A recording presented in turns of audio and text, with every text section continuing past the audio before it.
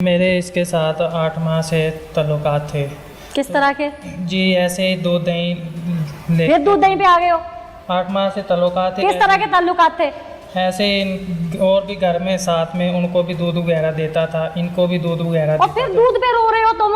ताल्लुकात बताओ किस तरह के थे? निकल आओ दूध दही से बाहर अब।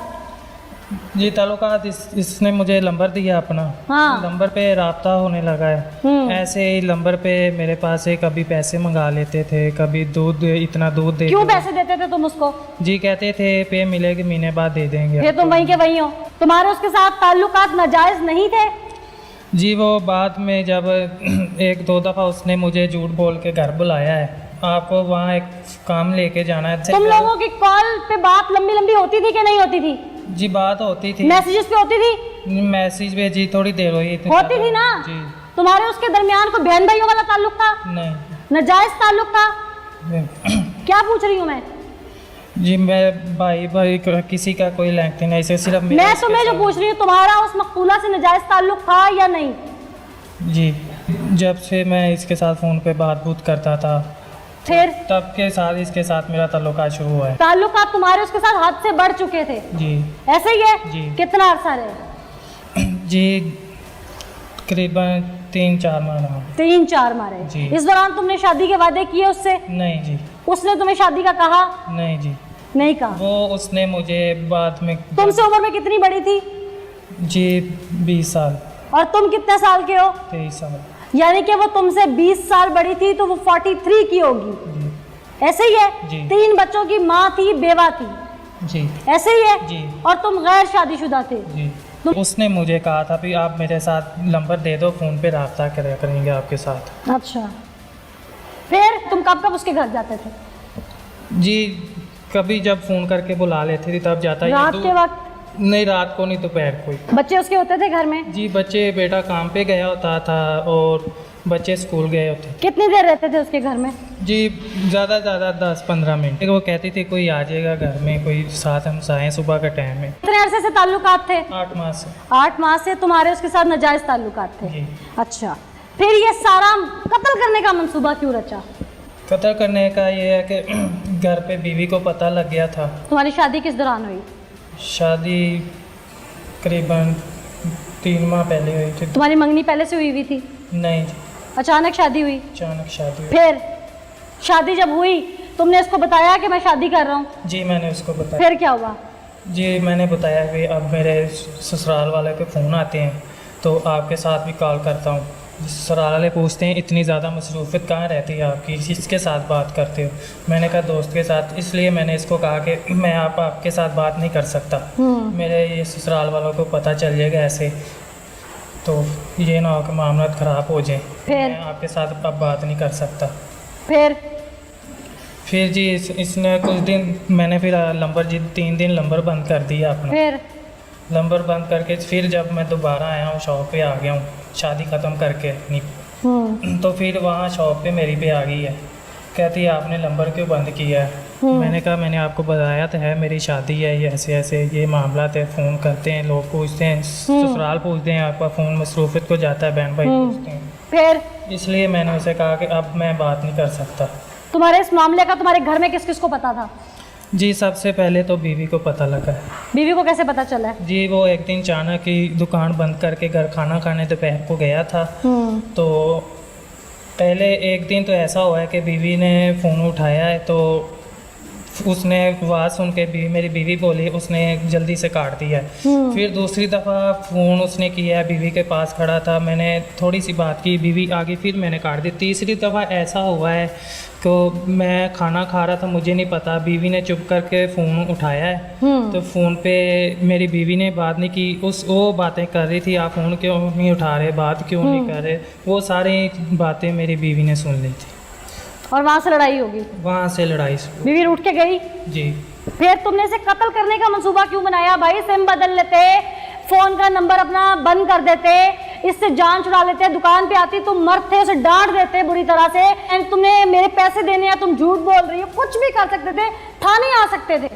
जी मैंने उसको बहुत समझाया है, उसके बेटे को भी कहा है भी आप मेरे पैसे ऐसे दे दे। आप एक औरत को अपनी इज्जत का ज़्यादा डर होता है, जी। तुम अगर उसे थोड़ा सा डांटते तो वो तुम्हारे से पीछे, सिम क्यों नहीं बदली? जी मेरा काम था, कस्टमर के फ़ोन आते थे, फ्लैटों में दूध देता था, उनके फ़ोन। तो सबको नंबर नया लिखवा देते। और ये कौन सी रॉकेट साइंस थी? कत्ल करने का मंसूबा कैसे सोचा? जी ऐसे बार बार फ़ोन, फिर भी मैंने नंबर बंद कर दिया था, फिर दुकान पे आ जाती थी, फिर नंबर ऑन करो, फ़ोन बात। उस दिन क्या हुआ जिस दिन कत्ल किया? जी उस दिन ये ऐसे ही कि घर में भी बहुत मामला ख़राब हुए थे, घर में भी महल्लेदारों को भी पता लग गया था। महल्लेदार जब ये दुकान पे आती थी वहाँ शोर डालती थी, बातें ऊंची ऊंची करती थी, आप क्यों नहीं बात करते, क्यों नहीं आपने मेरा खर्चा लगाना, क्यों नहीं आपने मेरे साथ ऐसा करना। ऐसे ऐसे महल्लेदारों को भी पता लग गया था।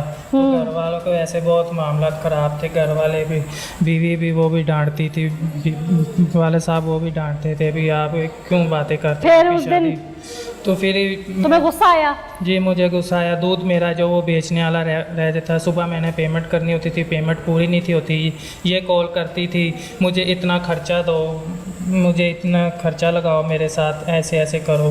मैंने कहा जी मैं नहीं दे सकता, मैं अपनी दुकान बंद करके आ भी नहीं सकता आपको लेने में। तब कहती थी मुझे लेने आओ लम्स के अंदर से, अगर नहीं लेने आना तो मेरा महीने का किराया लगाओ।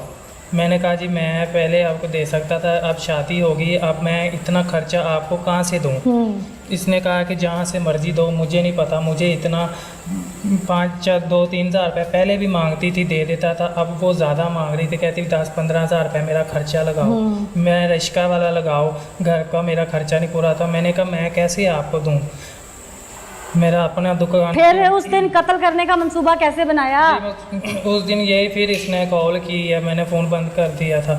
फिर अगले दिन फिर इसने फ़ोन ऑन कर लिया, कमस्टों के फ़ोन होने थे दूध वगैरह के, फिर मैं तो मजबूरी को फ़ोन ऑन कर लेता था, मुझे फ़ोन होने। ओ भाई उस दिन इसको कैसे बुलाया बाहर, कत्ल कहाँ से लिया, मैं ये पूछ रही हूँ।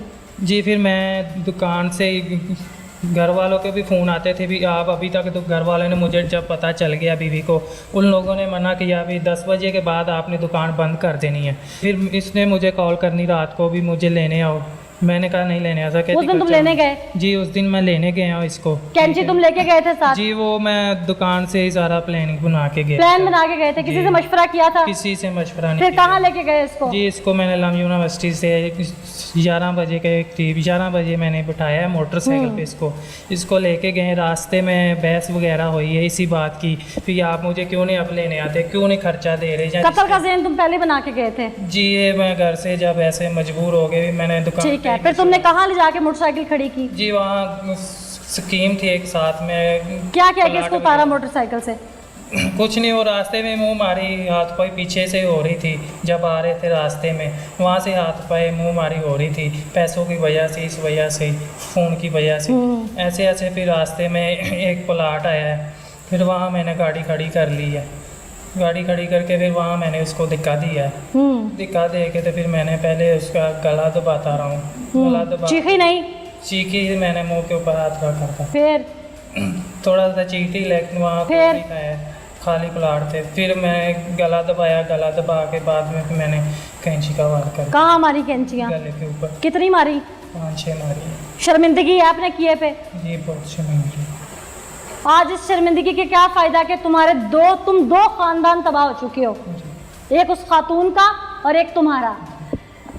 वक्ती तौर पर लज्जत की खातिर इंसान बड़े से बड़ा कदम उठा जाता है, गुनाह कर जाता है, जुर्म कर जाता है, लेकिन ये नहीं जानता कि उसका खमियाजा सिर्फ उसको नहीं, बाज़-औक़ात उसकी नस्लों को भुगतना पड़ता है।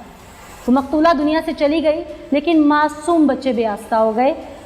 जितने मुंह उतनी बातें, लोगों की ज़ुबान आज नहीं पकड़ी जा रही, लोग किरदार पर कीचड़ उछाल रहे हैं। जो ये शख्स कह रहा है या जो चीज़ें सामने आ रही हैं, किस किस का मुंह बंद करेंगे उसके घर वाले। उसके बाद आ जाते हैं इस मुल्ज़िम की तरफ। नई नवेली दुल्हन घर चली गई क्योंकि उसका खामिद कातिल है, 302 की FIR में अरेस्ट है।